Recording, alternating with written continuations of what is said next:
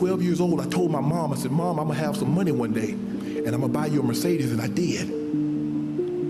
When I came and I asked my grandmother, I said, Granny, what do you want? She always called me her baby. She never called me by my name.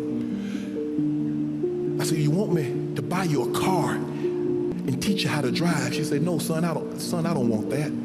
I said, Granny, do you want jewelry? She said, no, son, I don't want that. She said, son, I want a decent house. And I'm thinking, I said, well, my grandmother wants 7,000, 8,000 square feet. But then I knew my grandmother, knowing her like I know her, after pausing for 5 or 6 minutes, I said, Granny, what is a decent home? And I remember it like yesterday, and it was 30 plus years ago. She said, son, I want a decent home. And her words verbatim is, she said, son, I want to go to bed one night. And she said, I want God to let it rain as hard as he possibly can. And I want him to let it rain all night long. And she said, I want to wake up and not be wet.